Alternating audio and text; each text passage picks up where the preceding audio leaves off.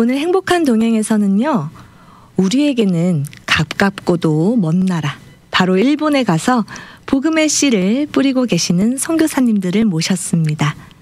일본 나고야 지역에서 선교 활동하시는 이정화 선교사님과 정혜겸 선교사님이신데요. 스튜디오에 모셔서 그동안의 사역 이야기에 대해서 말씀 나눠보도록 하겠습니다. 안녕하세요. 안녕하십니까. 반갑습니다. 예, 반갑습니다. 네, 우리 부탁드려요. 제 옆에 계신 이종화 선교사님부터 우리 청취자분들께 인사와 소개 부탁드리겠습니다. 예, 안녕하십니까. 일본 나고야에서 일하고 있는 이종화 선교사입니다. 이번에 이렇게 여러분들께 일본에 대한 일본 사역에 대한 것들을 나누고 같이 주님 이야기를 할 수 있는 기회가 주어져서 참으로 감사를 드립니다. 네, 감사합니다. 우리 이종화 선교사와 행복한 동행을 계속하고 있는 정혜겸 선교사입니다. 안녕하세요. 감사합니다. 또 저희 프로그램 이름을 또 이렇게 응용하셔서 소개를 해주셨습니다. 센스가 뛰어나신데요. 두 분께서 지금 GMI 세계 선교대회 참여하시려고 오신 걸로 알고 있는데요. 지금 계속 4일 동안 참여하셨죠? 예. 월요일부터 오늘까지. 예. 오늘 점심까지가 제가 알기로는 이제 공식적인 순서는 끝나고 이후에는 선교사님들 모임으로 꾸러진다 이렇게 알고 있는데요. 네, 맞습니다. 선교대회 참가해 보시니까 이번에 분위기가 어땠나요? 보통은 4년에 한 번씩 모이게 되어져 있었는데 이제 팬데믹 때문에 모이지 못했었죠. 그래서 이번에는 7년 만에 모이게 돼서 기대도 많이 하고요. 와서 사랑하는 분들 얼굴 보는 것만 해도 행복했고요. 그냥 할 수만 있으면 여기에 계속 이렇게 있으면 좋겠다 싶을 정도로 사랑이 넘치고 또 주님이 넘치는 그러한 시간이었습니다. 네, 선교사님들 다 답변이 비슷하십니다. 너무너무 설레고 기쁘고 즐겁고 반갑고. 네. 우리 정 선교사님은 어떠셨나요?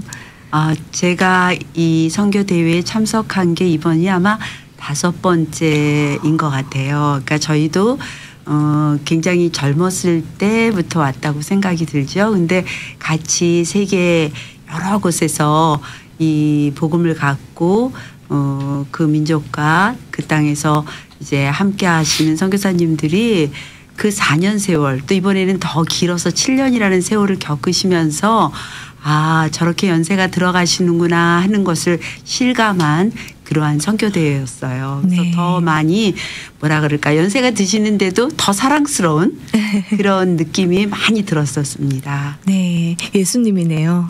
키와 나이가 자라가면서 더 사랑받는. 네. 지금 눈치를 채셨을 것 같아요. 4년에 한 번 열리는 대회인데 그리고 이번에는 7년 만에 열렸는데 5번째 참가했다. 사역에 좀 이 넓이가 나오는 것 같습니다. 어느 정도 사역을 하셨는지가 연수가 나오는 것 같은데요. 우선 제가 앞서서 소개를 해드렸어요. 일본 나고야 지역에서 선교사역 하시고 계신데 나고야가 어떤 지역인지 소개를 해주시면 좋을 것 같아요. 예. 그냥 쉽게 말씀을 드리면 일본에 여러 도시들이 있는데요. 동경, 오사카, 나고야. 그래서 보통 이제 3대 도시라고 그러죠. 그래서 중부지방에 위치한 동경하고 오사카하고 중심에 있는 도시고요. 여러분들이 또 하나 알기 쉬운 걸로는 토요타가 바로 나고야 옆에 이제 도시가 있고요. 저희가 1988년 올림픽 할 때 서울하고 개최지 선정을 놓고 경쟁을 했었던 그런 도시입니다. 서울이 이겼네요. 그렇죠. 지금은 그 말씀해 주신 나고야, 도쿄와 오사카와 나고야 이렇게 3대 도시가 있는데 그중에서 중부에 위치한 나고야라는 도시에서 지금 오랫동안 생활을 하셨어요. 그 얘기를 좀 들어보기 이전에 앞서서 두 분 대학교 1학년 때 만나셔서 7년간 교제하시고 결혼에 꼴이 나신 걸로 알고 있습니다. 그때 얘기를 좀 해주세요. 시죠? 대학교 1학년 겨울에 만났어요. 그래서 그 전에는 뭐 이름만 들었지 다른 과였기 때문에 전공이 틀려서 같은 대학이었기 때문에 근데 어느 날 이제 겨울에 만나게 됐지요. 그때 뭐 만나자고 해서 만난 건 아니었는데 도서관에서 이제 각자 공부하다가 어떻게 이제 교제보다도 같이 자주 이제 도서관에서 만나게 되고 그러면서 그냥 친구처럼 지내다가 그렇게 해서 이제 그런 사이가 됐다고 할까요? 그죠? 근데 그게 또 하나님께서 은혜를 주셔서 7년이라는 세월을 한 번도 마음 변하지 않고 열심히 서로를 위해서 편지도 써주고 그다음에 또 저희가 결혼할 때까지 한 1200번 정도를 만나고 결혼을 했어요.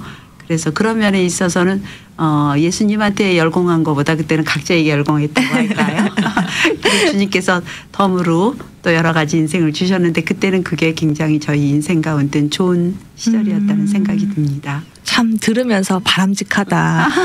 주로 만난 장소가 도서관인 것 같습니다. 참 바람직하다는 생각이 들었고 우리가 밑에서 사전 미팅할 때 7년간 교제하시고 결혼에 골인하셨다 이렇게 말씀하셨을 때 우리가 참 의리가 있으시네요. 이런 얘기를 주고받았습니다. 그렇게 결혼하신 뒤에 일본으로 유학을 가시게 돼요. 우리 이종화 선교사님께서는 사실 사역자의 길로 들어서기 전에 경제학도로서 유학의 길로 일본을 택하셨습니다. 그때 일본 가셨을 때 상황이 어땠는지도 궁금한데요. 일단은 뭐 그 당시에 이제 경제학 공부하러 간 거는 한국하고 일본이 굉장히 이제 차이가 나 있던 시절이었죠. 지금하고 상상을 할 수 없을 정도로. 그래서 조금이라도 가서 공부해가지고 또 한국에 와서 열심히 공헌을 하고 일본을 쫓아가자 이제 싶었었는데요.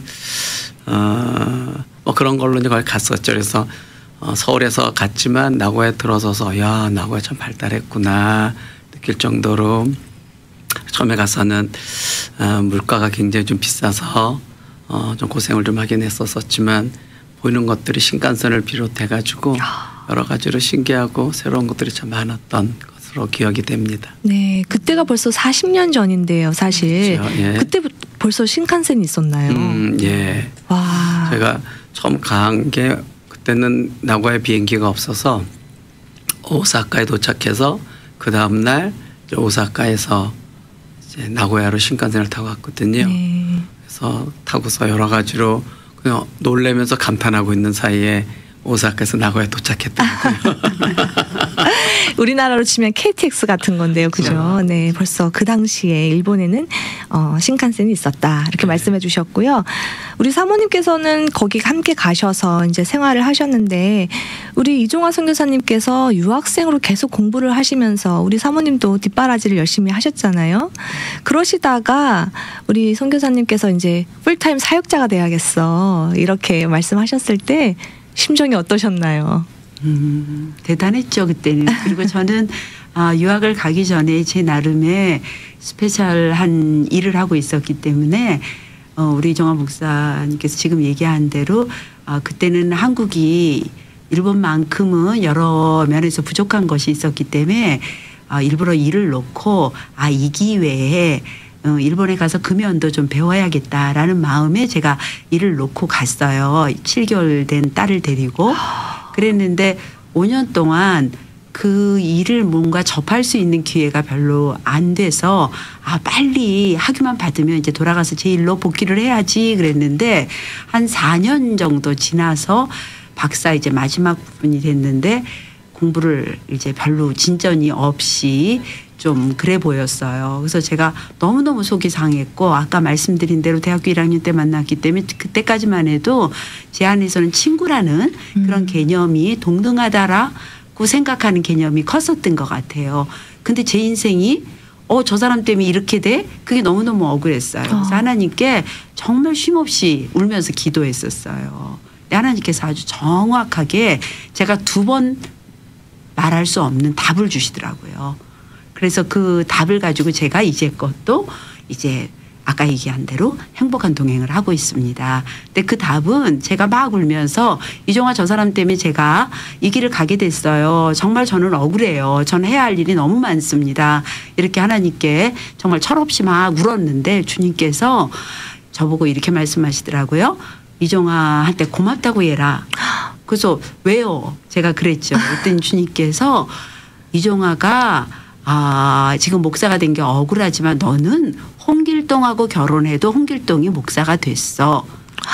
너를 내가 이렇게 사모로 삼으려고 이종화를 택했단다라고 말씀해 주셨어요. 그래서 제가 그때 두 번 말할 수 없게 주님께서 답을 주셨죠. 이래서 하나님을 안 좋아할 수가 없다니까요. 아멘. 하나님은 정말 우리의 한탄, 우리의 하소연, 우리의 불평을 다 들으시고 그 작은 거 하나하나도 나만 알 수 있는 방법으로 은밀하게 응답을 다 해주십니다. 맞습니다. 그래서 우리가 두말할 수가 없어요. 맞습니다. 그래서 다행히 지금 해피엔딩, 지금 행복한 동행이라고 말씀을 해주셨습니다.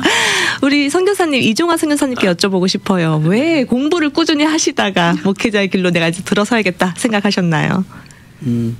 특별히 뭐 어떤 계기나 상황이 있어서 이 길을 가야 되겠다는 아니었던 것 같아요. 공부하고 지내는 동안에 계속해서 이제 그런 부르심이 느껴져가지고 여러 가지 안에서 갈등이 많이 있었었죠. 그래서 저 나름대로도 제가 왜 이 길을 꼭 가야 되는가. 하나님, 제가 열심히 공부해가지고 한국에 가면 대학교 교사하면서 다른 길로 더 열심히 주님 섬기고 또 봉사하고 전도도 합니다. 이제 그랬을 때 주님이 제가 이제 저한테 이해시켜주기 위해서 주셨던 것 중에 하나가, 제가 고등학교부터 결핵을 앓아서 대학교 마칠 때까지 7년을 결핵을 앓았었어요. 그러다가 졸업할 때쯤 이제 여러 가지 뭐 길이 안 생기고 힘이 들어서 기도원을 이제 갔던 적이 이제 있었는데, 그래서 금식 기도원을 가가지고 그때는 오직 한 가지 기도 제목이 고초만 주시면 무엇이든지 하겠습니다. 이제 이런 거를 그냥 뭐 거의 뭐 그 주문 외우듯이 했었던 것 같아요. 근데 어쨌든 그때 주님이 만져주시고 만나주셔서 완전히 좀 완치가 됐었어요. 그래서 일본 가서 이제 길을 가다가 이제 이 공부를 하다가 자꾸 부르시는 것 같아서 왜 자꾸 부르세요? 그랬을 때 그때 네가 그렇게 기도한 거 나는 이 길을 생각하고 있었단다 이렇게 말씀하셔서 그래서 이제 알겠습니다. 그러고 일단 이제 특별한 어떤 계획이나 뭐가 있어서가 아니고 주님 부르셨으니까 이제 그 길을 가야 되나 보다. 그러고 이제 가게 되었습니다. 참 아까부터 계속 바람직한 답변을 해주셨는데요. 두 분이 만난 건 도서관이고 힘들 때 찾은 곳은 기도원이고, 그리고 또 말씀을 들으면서 역시 우리가 간절할 때 기도를 정신 똑바로 차리고 똑바로 해야 된다는 생각이 들었습니다. 정말 하나님께서 기도해 주신, 그러니까 우리 이종화 선교사님께서 기도하신 대로 하나님께서 이끌고 가신다는 그런 느낌이 들었습니다. 네, 맞습니다. 뭐 그 이후 지금까지도요. 많은 분들은 무슨 비전으로 무슨 계획으로 그렇게 선교하십니까? 그러는데 저 같은 경우는 특별히 그런 것들 별로 없이 그냥 매일매일 주님이 주시는 일을 열심히 하다 보니까 여기까지 왔다라는 게 뭐 거의 뭐 선교에 제가 걸어온 길의 결론이 아닐까 싶을 정도로 그렇습니다. 맞습니다. 사실 우리가 계획을 열심히 세워보지만 참 계획대로 되지 않는 게 인생인 것 같고, 또 성경 말씀에도 사람이 마음으로 그 길을 계획할지라도 그 걸음을 인도하시는 분은 하나님이시기 때문에 우리의 삶의 모든 플랜이 하나님 속에 있다라는 걸 믿고 하루하루 열심히 최선을 다해 사는 것이 정답인 것 같습니다. 자, 일본 선교 얘기를 좀 본격적으로 해볼게요. 저희가 알기로는 일본에 기독교 인구가 아주 적다 이렇게 알고 있거든요. 현재 상황은 어떤가요? 굉장히 뭐 오래전부터 그런 얘기들이 되어져 있고 지금도 그렇게 변함은 없는데요. 현재 뭐 통계상으로는 통계마다 좀 틀리긴 하지만 한 0.5%에서 1% 정도, 이제 복음적인 크리스찬 그럴 때 한 0.5% 정도 인구에 그렇게 이제 얘기들을 하고 있습니다. 네. 그러나 그렇다 그래서 교회가 뭐 아주 없는 건 아니고요.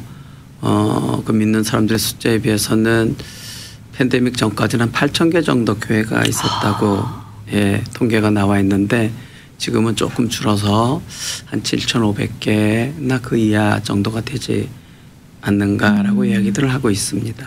생각보다 교회 숫자가 많습니다. 그렇게 예. 적진 않네요. 예. 네. 우리 이종아 선교사님 그리고 정혜겸 선교사님께서 그 일본 나고야 땅에서 30년의 세월을 거의 목회 사역을 하셨습니다. 어떤 사역을 해오셨나요? 다른 뭐 동남아시아나 아프리카, 남미나 뭐 중국 다른 데 가시는 분들은 특수 사역을 하시는 분들이 참 많이 있는 것 같아요. 근데 일본은 거의 뭐 여러분들이 생각하시듯이 한국과 비슷한 목회 사역을 거의 뭐 위주로 하고 있고요. 저희도 거의 교회를 중심으로 한 목회 사역을 그동안에 해왔습니다. 사실 30년 전에 일본에서 한국의 위상은 사실 많이 낮았습니다. 현재보다는요. 그렇죠?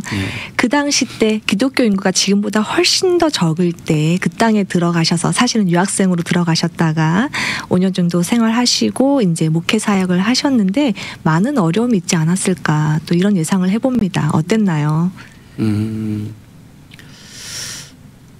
뭐 제일 하면서 어렵고 힘든 일들은 뭐 매일매일이 어렵고 힘든 일이었는데요. 근데 지나고 나서 이제 그런 질문을 참 많이 이제 받게 되는데 그 많은 것 가운데서 그런 것들을 어렵고 힘들지 않게 지나게 하셨다라는 생각이 참 많이 들어요. 예, 그래서 굳이 뭐 어렵고 힘들다 이런 얘기를 하려고 그러면은 무엇을 얘기를 해야 될까? 굳이 뭐 어렵고 힘들다 그러는 거는 다른 것들이 아니고 그렇게 복음을 전해도 쉽게 받아들이지 않는 그런 영혼들에 대한 답답함과 안타까움 그리고 한국에 비교해서 제가 이제 헌신해서 막 열심을 내면 일본 목사들 왜 이렇게 기도도 안 하고 열심도 없고 왜 그래서 뭐가 안 보인다 해서 주님 이제 제가 어차피 이 길을 가게 되는데 이왕이면 다홍치 말하고 크게 써주시고 뭐 35 넘어서 이거 유학하다가 이 길 갔다가 미친놈 소리 듣고 그러는데 뭔가 좀 보여주게 해주세요. 뭐 이런 기도도 하고 그랬는데 좀처럼 눈에 보이는 것들이 쉽게 나타나지 않아서 그런 면에 있어서는 조금 마음은 많이 좀 힘들게 지냈던 것 같긴 해요. 눈에 보이는 것이 나타나지 않아서 네, 왜 안 그렇겠습니까? 우리가 사람인데요. 우리 정선교사님은 어떠셨어요? 저는 목회 사역도 물론 저희 교회는 저희가 유학생으로 시작을 해서 유학생들이 대부분인 교회였어요. 그러다 보니까 이제 공부를 하러 와서 그 기간을 마치면 돌아가니까 계속 멤버가 바뀌어가는 것을 이제 어떻게 생각하면 저는 거의 계속 남아서 그들을 케어링 해야 되니까 그런 부분들이 그렇지만 그만큼 또 보람이 한국에 굉장히 복음화가 많이 됐었어도 유학 온 사람들 중에는 적은 분들이었어요. 그래서 새로 하나님을 영접하는 분들도 많았고 그런 기쁨이 참 많았는데 무엇보다 저는 이제 육아도 하면서 또 이제 배우자 역할을 사모의 역할을 감당해야 됐기 때문에 저희 아이들을 양육하는 데 있어서도 좀 저는 뭐 지금 말씀하신 대로 우리 이종화 목사가 말씀하신 대로 굉장히 모든 것이 돌아보면 다 은혜였지만 그 당시에는 그 순간순간에는 아이들을 키워가는 문제도 꽤 저에게는 큰 일이었던 것 같아요. 그래서 뭐 자세하게 얘기하면 여러 가지 이지매라든지 또는 학교에 유일하게 다른 나라 아이였으니까 그런 문제 또는 뭐 여러 가지가 있었는데 제가 이번에 선교대에 제 첫 손주를 데리고 왔어요. 2학년인데 초등학교 2학년인데 근데 왜 데려왔냐 하면 제가 일본에서 어려운 일이 있을 때마다 저희 아이 셋에게 이렇게 얘기를 했어요. 엄마 아빠 선교사 너희 셋 선교사 그렇게 제가 늘 얘기를 해서 지나간 5번의 선교사 대회 선교 대회 때 그 아이들을 한 번씩 꼭 데려왔어요. 너희들도 선교사다라고. 근데 이번에 저희 손주도 제가 선교사라는 물론 평신도 선교사로 제가 데리고 왔어요. 그래서 그게 저희 아이들에게 큰 힘이 되었고 저에게도 어려운 일이 있을 때 우리는 선교사다라는 것이 굉장히 큰 힘이 되었었습니다. 아까 그러셨잖아요. 제가 왜 이종화 선교사 때문에 이런 고생을 해야 됩니까? 내가 너 사모시키려고 이종화 선교사를 선교사로 삼았다. 이렇게 말씀하신 것처럼 어쩌면 우리들의 자녀도 그들을 위해서 부모를 선교사로 세웠다. 아멘. 그렇지 않을까. 또 이런 생각을 역으로 해봅니다. 우리 그러네요. 수많은 선교사님들 자녀분들 화이팅입니다. 네, 나중에 우리 애들이 이걸 보면서 그렇게 대답을 하게 되면 좋겠네요. 아멘입니다. 현재는 그 30년 동안 하신 목회 사역 내려놓으시고 제2의 사역을 시작하셨다고 들었는데요. 어떤 네. 사역인가요? 조금 전에 이제 어려운 게 무엇이 있었습니까? 그래서 뭐 눈에 보이는 열매가 많지 않아서 좀 힘들었다 싶긴 한데 그래도 참 은혜를 많이 주셔가지고요. 저희 목회하는 동안에 새로운 사람들이 참 많이 왔어요. 그래서 저희 교회 어쨌든 와서 생활하고 옮기고 이런 사람들이 그래도 한 1,000명 정도는 되는 것 같아요. 그래서 어렵고 힘든 가운데서도 감사했던 거는 예배 시간에 새로운 사람들을 소개하지 않은 예배가 없었거든요. 그래서 그거는 참 감사하고 그거는 지금 여러분들과 그 특별히 저희도 뭐 열심히 내서 그런 게 아니고 하나님이 그렇게 일본 사람들을 사랑해서 보내주시고 그들과 이제 많은 것들을 나누면서 목회 사역을 했죠. 그러다가 목회 사역을 하는 동안에 이제 일본 목사님들하고 이렇게 교제를 하다 보니까 저희는 뭐 선교사로 어렵게 지낸다 하지만 일본 목사님들이나 그 가족들은 본국 일본인인데 일본 사회에서 보면은 정말 어렵고 힘들게 이제 지내거든요. 교회 상황이 굉장히 이제 열악한 상태에 있고 뭐 세상에서는 경제되고 그래서 잘 사는 그 나라에서 제일 경제 형편도 어렵고 힘들고 그리고 일본에서는 학생들이 학교를 다닐 때 특별활동을 하지 않으면 일이 안 되는데 생활이 안 되는데 그런 걸로 이제 어려움들이 많아서 일본 목사님들, 일본 가정들 이렇게 같이 교제하고 위로하는 사역을 하면 좋겠다 싶어서 조금 일찍 목회 사역은 이제 후임에게 넘겨주고 이제 일본 목사님들과 교제하는 사역을 요새 하고 있습니다. 정말 귀한 사역입니다. 필요한 사역이지 않나 이런 생각이 들었습니다. 말씀을 들으면서요. 네. 그리고 처음에 하시던 그 목회 사역을 내려놓으실 때는 사실 그 3층짜리 건물도 그냥 탁 후임자에게 내려주셨다고. 뭐 후임자한테 준 게 아니고 뭐 주님께서 주신 것도 더 크게 이제 일할 사람을 주님이 이제 맡기고 저한테는 그동안에 그 교회 하나 놓고서 굉장히 나름대로 집중하고 그랬는데 그러니까 다른 교회들이 잘 안 보였는데요. 그러고 나니까 오히려 다른 교회도 보이고 일본 전체가 보이고 하나님이 7,500개를 다 저에게 또 주셔서 제가 거기를 다니면서 사역을 하고 있습니다. 그러니까 제가 오히려 수지 맞았지요. 하나님께서 일본 그 땅을 얼마나 사랑하시는지 예배 때마다 새로운 영혼이 없는 날이 없었다라는 말씀을 해주셨습니다. 그것이 바로 우리가 오늘도 그 일본 그 땅을 위해서 기도해야 되는 이유가 아닌가 하는 생각이 들었습니다. 지금 듣고 계신 분들에게 우리가 일본 땅을 위해서 무엇을 기도하면 좋을지 그 중보기도의 제목을 알려주시면 도움이 될 것 같아요. 예.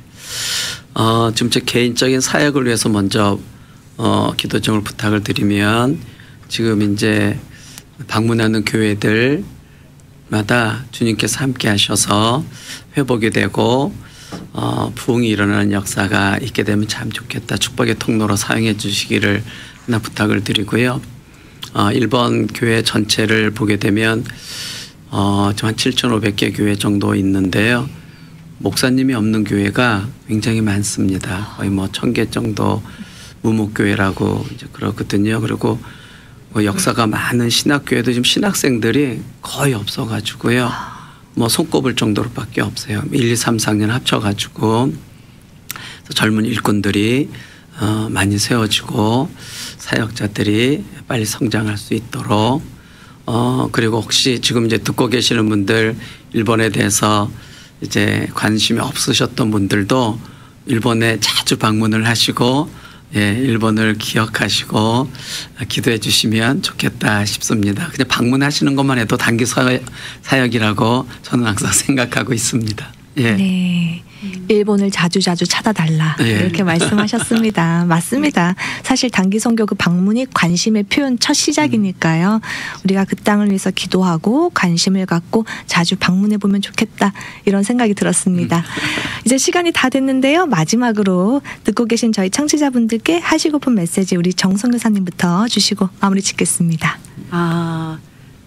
기도가 없이는 주님의 일이 주님께서는 어떤 일도 하실 수 있지만 기도를 통해서 그것이 드러나는 것 같습니다. 그런데 일본은 조금 전에 저희가 소개해드린 대로 7,500개나 있고 또 많지는 않지만 성도들이 있지만 그 성도를 위해서 기도하는 사람이 참으로 적습니다. 그래서 제 생각에는 정말 일본 교회는 기도가 없는 곳이기 때문에 여러분들이 다른 선교지를 위해서도 기억해 주시면 좋겠지만 일본을 위해서 꼭 기억해 주시면 기도해 주시면 좋겠다고 생각합니다. 부탁드립니다. 감사합니다. 네, 정선교사님. 이종화 선교사님. 예, 조금 전에도 말씀드렸는데요. 여러분들이 일본에 오셔서 정말 관심을 가지시고요. 오셔가지고 일본 땅에 서서 기도 한번 했을 수 있는, 그러면 아마 그 땅들이 한 번 더 창조된 이후에 그에서 예수님 이름이 불려지지 않는 땅이 대부분이라고 생각을 합니다. 그래서 여러분들이 관심 가지시고요. 사랑하시고 할 수만 있으시면 일본에 오셔서 주님과 이렇게 동행하는 시간이 많아지게 되면 좋겠습니다. 네, 감사합니다. 네. 그야말로 행복한 동행이 되었으면 좋겠습니다. 오늘은 일본 나고야 땅에서 복음의 씨앗을 뿌리며 귀한 선교 활동하고 계시는 이종화 선교사님 그리고 정혜겸 선교사님과 함께했습니다. 하나님께서 우리에게 명령하신 이 복음 전파 사역을 위해서 우리도 함께 마음과 두 손을 모아야겠습니다. 오늘 저희에게 귀한 일본 선교 이야기 들려주셔서 감사하고요. 선교대회 모임 잘 마치시고 또 일본 그 땅에서 승리하시기를 바라겠습니다. 오늘 저희와 함께 해주셔서 감사합니다. 감사합니다. 감사합니다. 일본에서 뵙게 되기를 바랍니다. 미주 복음 방송은 예수님만 전해요.